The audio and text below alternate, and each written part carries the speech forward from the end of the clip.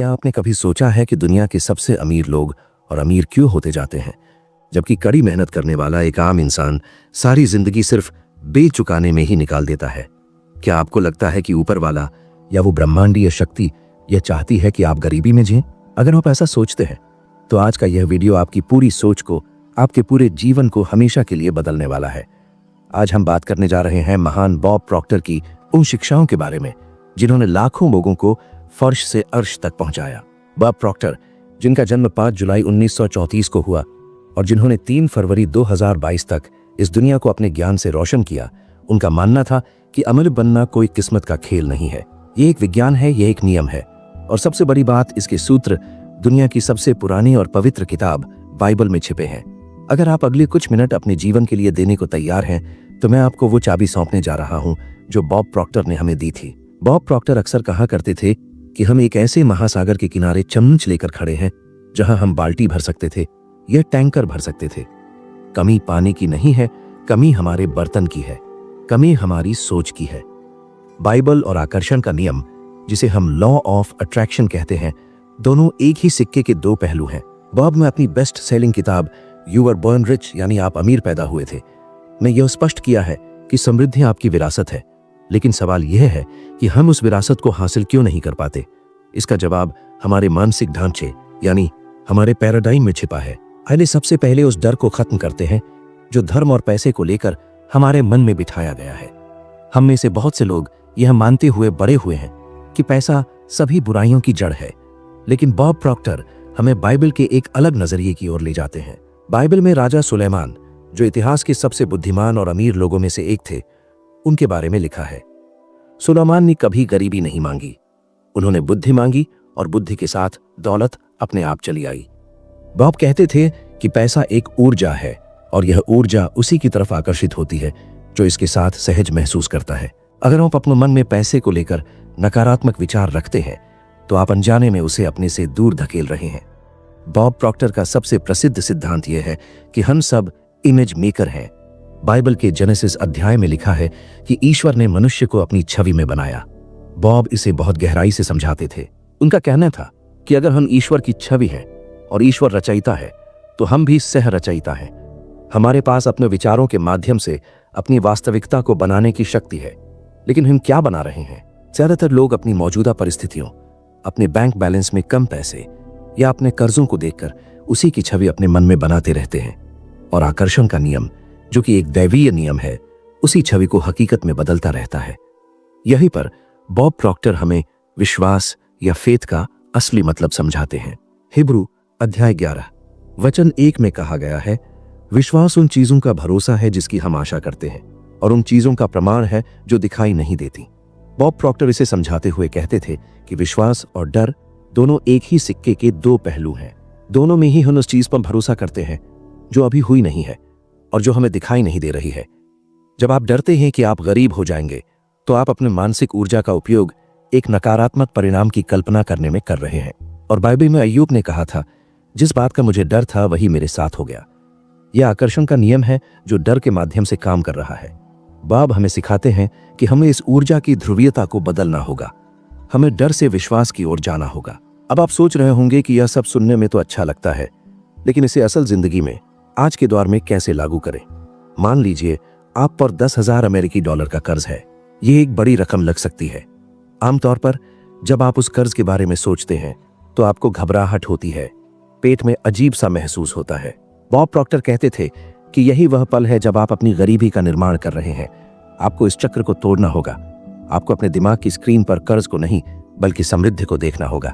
आपको उस राहत और खुशी को महसूस करना होगा जो आपको तब मिलेगी जब आपके पास जरूरत से ज्यादा पैसा होगा। यह कोई ख्याली पुलाव नहीं है, यह न्यूरोप्लास्टिसिटी का विज्ञान है। जब आप किसी विचार को बार बार दोहराते हैं और उसे भावनाओं के साथ जोड़ते हैं तो आपके दिमाग की संरचना बदलने लगती है और आपका अवचेतन मन, जो कि ब्रह्मांडीय शक्ति से जुड़ा है, उन रास्तों को खोजना शुरू कर देता है जिनसे पैसा आपके पास आएगा। दोस्तों, हम इस गहरे ज्ञान में और आगे बढ़ें उससे पहले मैं आपसे एक छोटा सा निवेदन करना चाहता हूं। अगर आपको महसूस हो रहा है कि यह बातें आपके अंदर कुछ बदलाव ला रही हैं तो अभी इस वीडियो को लाइक कर दें और चैनल को सब्सक्राइब जरूर करें। यह एक छोटा सा क्लिक हमारे लिए बहुत मायने रखता है। ताकि हम ऐसे ही जीवन बदलने वाले वीडियो आप तक लाते रहें। और हाँ, कमेंट बॉक्स में एक प्रतिज्ञा के रूप में लिखें, मैं असीमित दौलत को स्वीकार करता हूं। यह लिखना आपके दिमाग को यह संदेश देगा कि आप अब पुरानी सोच को छोड़ने के लिए तैयार हैं। चलिए अब बात करते हैं एक और महत्वपूर्ण नियम की जो बॉब प्रॉक्टर ने बाइबल से निकाला है, और वह है लॉ ऑफ कंपनसेशन, यानी मुआवजे का नियम। यह नियम बिल्कुल सीधा है। यह कहता है कि आपको जो प्रतिफल मिलेगा वह 3 चीजों पर निर्भर करता है।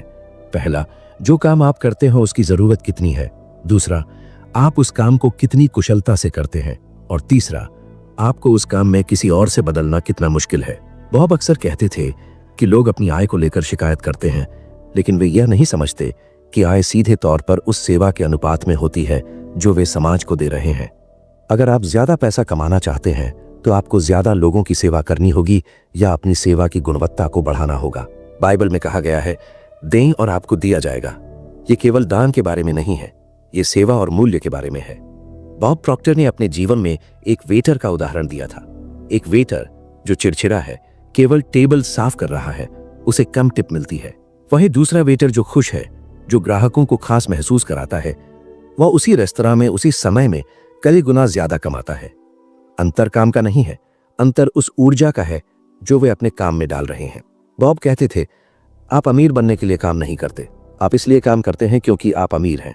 यह सुनने में थोड़ा उल्टा लग सकता है, लेकिन इसका मतलब यह है कि आपको पहले अपने मन में अमीर होना होगा। जब आप अमीरी की मानसिकता के साथ काम करते हैं तो आपका काम बेहतर होता है, आपके विचार रचनात्मक होते हैं और दुनिया आपको उसका इनाम दौलत के रूप में देती है। आधुनिक विज्ञान भी अब इन बातों की पुष्टि कर रहा है। रेटिकुलर एक्टिवेटिंग सिस्टम या RAS हमारे दिमाग का वह हिस्सा है जो यह तय करता है कि हमें क्या नोटिस करना है। अगर आप मानते हैं कि पैसा कमाना मुश्किल है तो आपका RAS आपको केवल वही खबरें, वही लोग और वही अवसर दिखाएगा जो यह साबित करेंगे कि पैसा कमाना मुश्किल है। लेकिन अगर आप बॉब प्रॉक्टर की तरह मानते हैं कि पैसा कमाना दुनिया का सबसे आसान काम है, तो आपका दिमाग आपको ऐसे अवसर दिखाने लगेगा जो पहले भी वही थे, लेकिन आप उन्हें देख नहीं पा रहे थे। बॉब कहते थे कि अवसर हवा में नहीं होते, अवसर लोगों के दिमाग में होते हैं, और वह दिमाग तभी खुलता है जब आप विश्वास करते हैं। एक बहुत ही शक्तिशाली अवधारणा जो बॉब ने फिल्म सीक्रेट में भी साझा की थी, वह है कृतज्ञता या ग्रेटिट्यूड। बाइबल में बार बार धन्यवाद देने की बात कही गई है। ईसा मसीह ने कोई भी चमत्कार करने से पहले, चाहे वह रोटियों को बढ़ाना हो या किसी को ठीक करना हो, पहले ऊपर वाले का धन्यवाद किया। बॉब प्रॉक्टर कहते थे कि कृतज्ञता वह पुल है जो आपको आपकी वर्तमान स्थिति से आपके सपनों की स्थिति तक ले जाता है। जब आप उन पैसों के लिए आभारी होते हैं जो आपके पास अभी हैं, चाहे वह एक अमेरिकी डॉलर हो या 100, आप ब्रह्मांड को यह संकेत भेजते हैं कि आप और अधिक प्राप्त करने के लिए तैयार हैं। शिकायत गरीबी का चुंबक है और कृतज्ञता दौलत का। मैं आपको एक चुनौती देना चाहता हूं, एक ऐसा प्रयोग जो बॉब प्रॉक्टर अक्सर अपने सेमिनारों में करवाते थे। अगले 30 दिनों तक हर सुबह उठते ही एक कोरे कागज पर 10 ऐसी चीजों के नाम लिखें जिनके लिए आप आभारी हैं, और अंत में लिखें, मैं बहुत खुश और आभारी हूं कि अब मेरे पास बहुत सारे स्रोतों से लगातार पैसा आ रहा है। ध्यान दें, आपको यह नहीं लिखना कि पैसा आएगा, आपको लिखना है कि पैसा आ रहा है या आ चुका है। यह वर्तमान काल का प्रयोग आपके अवचेतन मन को फिर से प्रोग्राम करने के लिए बहुत जरूरी है। बॉब कहते थे कि जब तक आप अवचेतन स्तर पर खुद को अमीर नहीं मान लेते, बाहरी दुनिया में कोई भी लॉटरी या नौकरी आपको अमीर नहीं बना सकती। आपने देखा होगा कि लॉटरी जीतने वाले कई लोग कुछ ही सालों में फिर से गरीब हो जाते हैं। क्यों? क्योंकि उनकी सेल्फ इमेज या आत्म छवि एक गरीब इंसान की थी। बॉब प्रॉक्टर ने एक और बहुत ही महत्वपूर्ण बात सिखाई थी जिसे वैक्यूम लॉ ऑफ प्रॉस्पेरिटी यानी समृद्धि का रिक्त स्थान नियम कहा जाता है। अगर आप नई दौलत चाहते हैं तो आपको पुराने और बेकार चीजों के लिए जगह खाली करनी होगी। अगर आपकी अलमारी पुराने कपड़ों से भरी है जिन्हें आप पहनते नहीं हैं, तो नए कपड़े नहीं आ पाएंगे। इसी तरह अगर आपका मन पुरानी नाराजगी, पुराने डर और पुरानी सीमित सोच से भरा है, तो नए विचार और नई दौलत कैसे आएगी? बाइबल कहती है, नया दाखमधु पुरानों मशकों में नहीं भरा जाता। इसका मतलब है कि नई समृद्धि को संभालने के लिए आपको एक नया इंसान बनना होगा। आपको अपनी पुरानी डरी हुई पहचान को छोड़ना होगा। क्या आपको पता है कि ज्यादातर लोग अमीर क्यों नहीं बन पाते? बॉब प्रॉक्टर के अनुसार इसका कारण है निर्णय न ले पाना। उन्होंने नेपोलियन हिल की किताब थिंक एंड ग्रो रिच का गहराई से अध्ययन किया था और पाया कि सफल लोग बहुत जल्दी निर्णय लेते हैं और उसे बहुत धीरे बदलते हैं। जबकि असफल लोग निर्णय लेने में बहुत देर लगाते हैं और उसे बहुत जल्दी बदल देते हैं। बाइबल में याकूब की पत्री में लिखा है, दोचित्ता मनुष्य अपनी किसी भी बात में स्थिर नहीं रहता। अगर आप अमीर बनना चाहते हैं तो आपको आज अभी यह निर्णय लेना होगा कि आप अमीर बनेंगे। परिस्थितियां कैसी भी हो, अर्थव्यवस्था कैसी भी हो, आपको यह तय करना होगा कि आप अपनी अर्थव्यवस्था खुद बनाएंगे। बॉब प्रॉक्टर अक्सर ज्ञान और करने के बीच के अंतर को, जिसे नॉन डूइंग गैप कहते हैं, बहुत जोर देकर समझाते थे। हम सब जानते हैं कि हमें क्या करना चाहिए। हमें पता है कि हमें बचत करनी चाहिए, हमें पता है कि हमें सकारात्मक सोचना चाहिए, हमें पता है कि हमें नए कौशल सीखने चाहिए, लेकिन हम करते नहीं हैं। ऐसा क्यों? बॉब कहते थे कि यह हमारे पैराडाइम की वजह से है।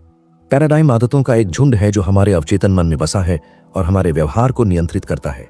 अगर आपका पैराडाइम आपको एक निश्चित आय, मान लीजिए $50,000 सालाना कमाने के लिए प्रोग्राम किया गया है, तो आप चाहे कितनी भी मेहनत कर लें, आप उसी के आसपास घूमते रहेंगे। अगर आप गलती से ज्यादा कमा भी लेंगे तो कोई न कोई खर्च आ जाएगा और आप वापस उसी स्तर पर आ जाएंगे। इस पैराडाइम को बदलने का तरीका क्या है? बॉब प्रॉक्टर बताते हैं कि इसके सिर्फ 2 ही तरीके हैं। पहला, कोई बहुत बड़ी भावनात्मक घटना जो आमतौर पर नकारात्मक होती है, जैसे कोई बड़ी बीमारी या दिवालियापन। और दूसरा तरीका है लगातार अंतराल पर विचारों का दोहराव, यानी रेपुटेशन। यही कारण है कि प्रार्थना, मंत्र और प्रतिज्ञाएं इतनी शक्तिशाली होती हैं। जब आप बाइबल के वचनों को या किसी सकारात्मक विचार को बार बार दोहराते हैं तो आप धीरे धीरे अपने पुराने पैराडाइम की जड़ों को काट रहे होते हैं और एक नया पैराडाइम बना रहे होते हैं। बॉब प्रॉक्टर ने 7 लेवल्स ऑफ अवेयरनेस, यानी जागरूकता के 7 स्तरों के बारे में भी बात की। ज्यादातर लोग सबसे निचले स्तर पर जीते हैं, जहां वे अपने माहौल के गुलाम होते हैं। अगर मौसम खराब है तो वे दुखी हैं, अगर किसी ने कुछ कह दिया तो वे गुस्सा हैं, अगर बाजार नीचे है तो वे डरे हुए हैं। बॉब कहते थे कि हमें उच्च स्तरों पर जाना होगा, जहां हम अपने माहौल का निर्माण खुद करते हैं। बाइबल नी पर्ल ने कहा था, और इस संसार के सदृश न बनो, परंतु अपनी बुद्धि के नए हो जाने से तुम्हारा चाल चलन भी बदलता जाए। इसका सीधा मतलब है कि आपको बाहर की दुनिया को देखकर अपने अंदर की दुनिया नहीं बनानी है, बल्कि अपनी अंदर की दुनिया से बाहर की दुनिया को बदलना है। सोचिए, एक किसान क्या करता है?